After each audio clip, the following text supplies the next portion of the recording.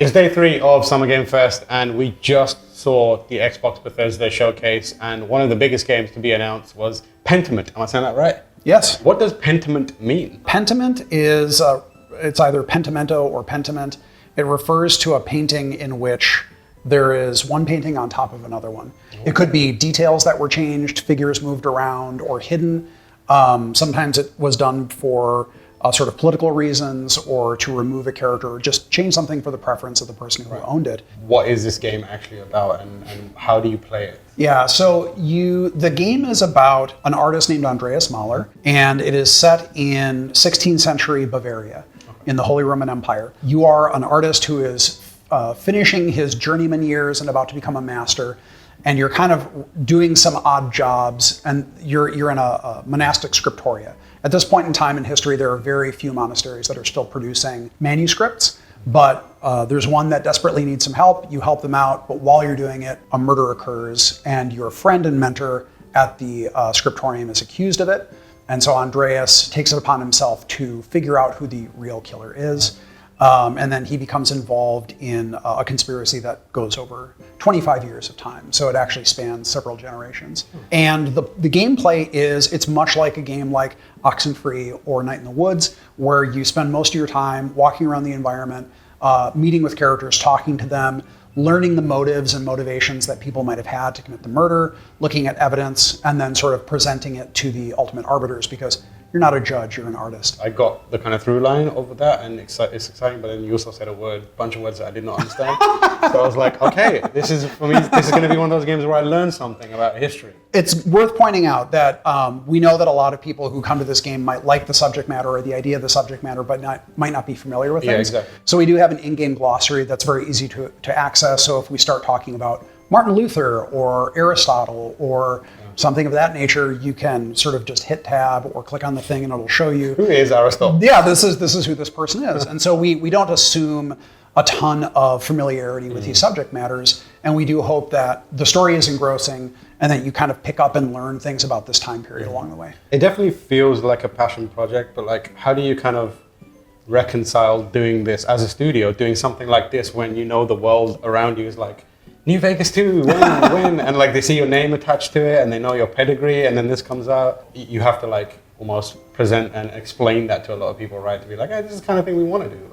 Yeah, I mean, I think that people who follow me know that this is the sort of thing that I want to do. Exactly. But again, like, you know, I've been making essentially two types of games for a long time. I've made top-down or isometric style party-based role-playing games, fantasy role-playing games, and, you know, something like Fallout New Vegas. And those are great, and those are big teams. And I've been doing that for 20 years. And I just wanted to take a little break and do something very small. I genuinely love history, and I love this specific period of history. And I think that a lot of people I've seen have referred to it as a medieval murder mystery, which is not quite true. It's early modern. So it's the transition point. It's actually the internet. I did, I know, but it is the transition point between the medieval period and the modern period. So it's the Renaissance and all the difficult things that came along with that. The Reformation is happening, so Martin Luther is railing against the Catholic Church. The peasants' uprisings are happening, and that's like a big deal throughout, especially Germany.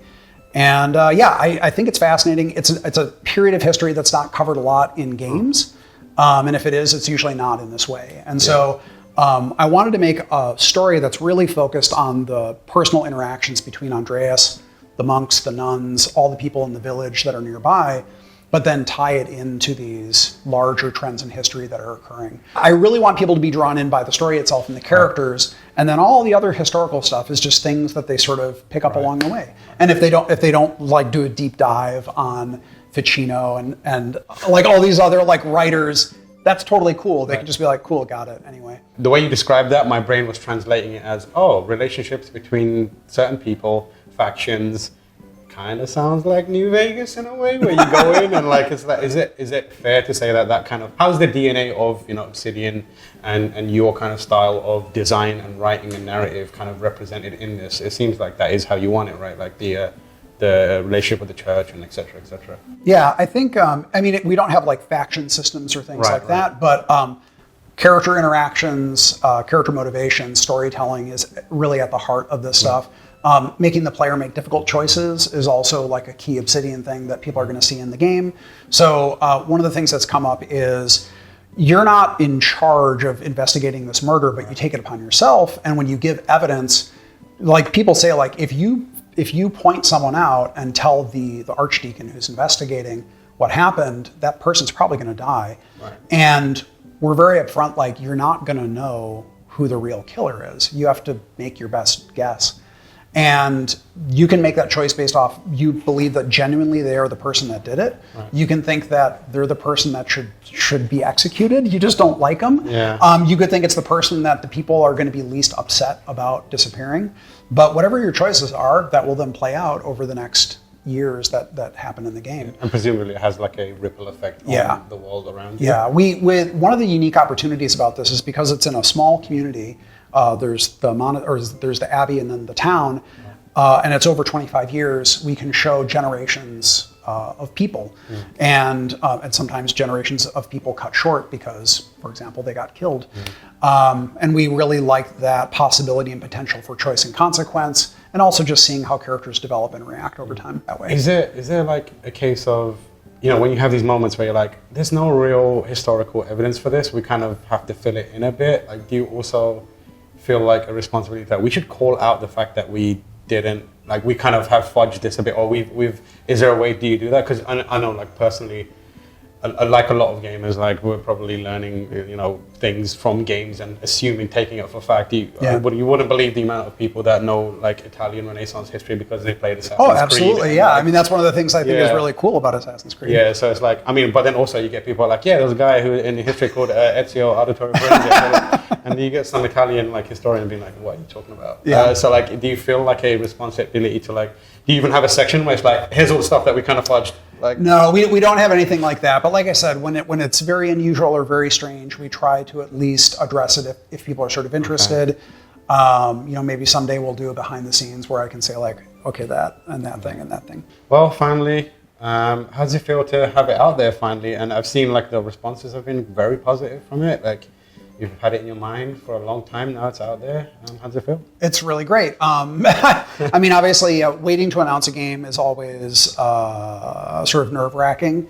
But with this game also, because it is so unusual as a game and for Obsidian and for me, I knew that there was a potential that people just wouldn't respond well to it.